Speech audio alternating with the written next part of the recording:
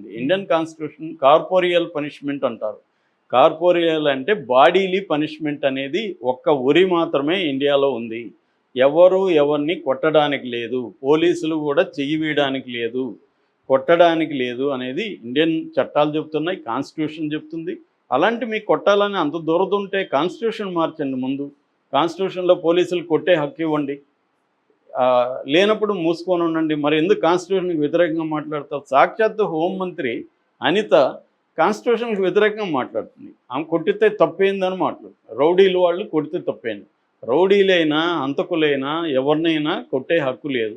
నీకు దమ్ము ఉంటే వాళ్ళని ప్రూవ్ చేసి శిక్ష వేయించు.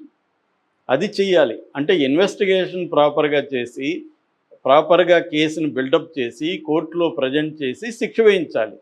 దానికి సంబంధించిన పోలీసు మెకానిజంని డెవలప్ చేయకుండా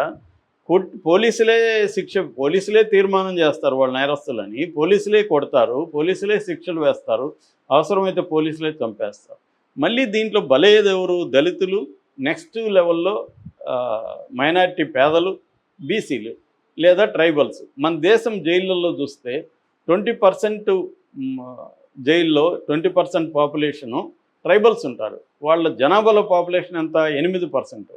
నెక్స్ట్ పాపులేషన్ ఉండేది దళితులు ఉంటారు జైళ్ళల్లో ఎక్కువగా ఉండేది. 5 లక్షల వరకు మన జైళ్ళల్లో ఉంటే వీళ్ళల్లో దాదాపు 60 నుంచి 70% ఎవరు ఉంటారంటే దళితులు, బీసీలు, మైనార్టీలు, ట్రైబల్స్. ఈ 4 సెక్షన్లలో ఎక్కువ ఉంటారు. అంటే వల్నరబుల్గా సమాజంలో ఎవరు ఉంటారో వాళ్ళే జైళ్ళల్లో క్రిమినల్స్గా ఉంటారు.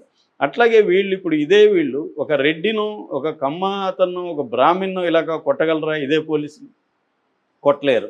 దీనికి వాళ్ళు చెప్పేది ఏంటంటే వీళ్ళు పోలీసుల మీద దాడి చేస్తున్నారా? ఈ సెక్షన్లో దాడి చేసినా కొట్టలేరు. ఎందుకంటే మన మాధవ్ చేయలేదా? అతను బీసీ అనుకో, కానీ అతను కొట్టగలిగారా? వీళ్ళు ఇలాగా అతను మాధవ్ను పడుకోబెట్టి కొట్టారా?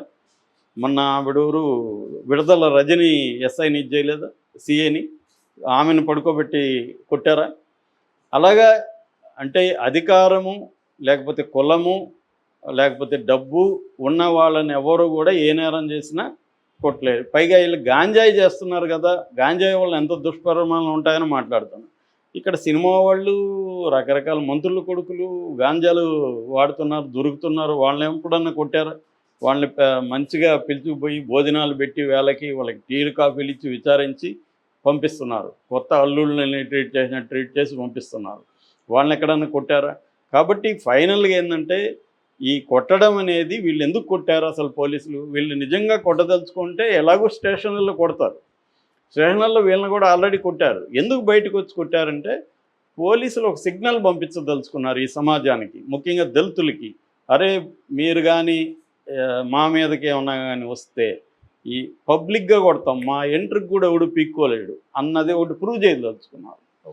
సో అది అసలు విషయం అనమాట. దీనికి జగన్ రాజకీయంగానే దీన్ని ఉపయోగించుకుంటాడు. జగన్ ప్రభుత్వంలో ఇలాంటివి జరగలేదా? జరిగాయి. సుధాకర్ని ఇంతకంటే ఘోరంగా ట్రీట్ చేయలేదా? డాక్టర్ సుధాకర్ని జగన్ పీరియడ్లో చేశారు. కానీ ఇప్పుడు ఏంటంటే జగన్ దీన్ని తనకు అప్పుడు కూడా వాళ్ళు ఉపయోగించుకోలేదా? సుధాకర్ ఇన్సిడెంట్ని తెలుగుదేశం వాళ్ళు, జనసేన వాళ్ళు, బీజేపీ వాళ్ళు ఉపయోగించుకోలేదా? ఉపయోగించుకుంటారు. ఇక్కడ ఏంటంటే ఈ పార్టీలకి ఏమీ తేడా లేదు. జగన్కైనా, చంద్రబాబుకైనా, లోకేష్కైనా, పవన్ కళ్యాణ్ కానీ వీళ్ళకల్లో ఒకరికొకరికి ఏమీ తేడాలు లేవు. అందరూ ఒకే జాతికి సంబంధించిన వీళ్ళు.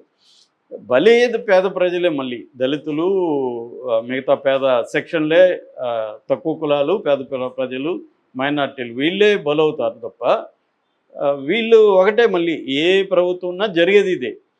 కాకపోతే వాళ్ళకి అవసరం కాబట్టి వాళ్ళు వస్తారు. దీని మీద ఇప్పుడు ఎన్హెచ్ఆర్సీకి కంప్లైంట్ ఇచ్చారు, తర్వాత ఎస్సీ కమిషన్కి ఇచ్చారు. అవి ఇంకా ఏమి చర్యలు తీసుకున్నట్టు లేవు. దీని మీద ప్రైవేట్ కేసులు వేస్తామని ఎన్హెచ్ఆర్సీ శివనాగేశ్వరరావు లాంటి వాళ్ళు కూడా ప్రకటించారు. అంటే మన మీద ఒక సిగ్నల్ పంపించదలుచుకున్నారు, పబ్లిక్గా కొడితే ఎంట్రీకి కూడా పెకిలారని. మనం కూడా వాళ్ళని కేసులు పెట్టి కోర్టుల చుట్టూ తిప్పదాము, మా దళితుల మీద జోలికి వస్తే మేము కూడా వదలము అన్న ఒక ఐక్యత అయితే లేదు. ఎందుకంటే దళితుల్లో తీవ్రమైన చీలికలు ఉన్నాయి. కమ్యూనిస్టులో ఎలా చీలికలు ఉంటాయో దళితుల మధ్య కూడా మాలమాదిగ కావచ్చు, మళ్ళీ పార్టీల వైజ్గా బీఎస్పీలో చీలికలు, తర్వాత రిపబ్లికన్ పార్టీ ఆఫ్ ఇండియాలో చీలికలు, ఇలాగా దళిత పార్టీల మధ్య, దళిత సంఘాల మధ్య కూడా విపరీతంగా చీలికలు ఉండడం వల్ల ఇలాంటి ఇన్సిడెంట్లకి ఐక్య దళిత ఉద్యమం అనేది, ఒక సాంఘిక ఉద్యమం అనేది లేదు. ఒకప్పుడు దళిత మహాసభ లాంటివి ఉండేవి, అది ఇవాళ లేదు. అందుకనే వీళ్ళని ఇది చేస్తున్నారు. రెండవది, క్రిమినల్స్కి కూడా కులం ఉంటుంది, క్రిమినల్స్కి కూడా ఒక సోషల్ బ్యాక్గ్రౌండ్ ఉంటుంది అని మొన్ననే 23 అనే ఒక అద్భుతమైన సినిమా నిరూపించింది. అంటే అలాంటి కైమే అప్పర్ కాస్ట్ చేస్తే, ఒక పరిటాల రవి మీద అటాక్ చేసిన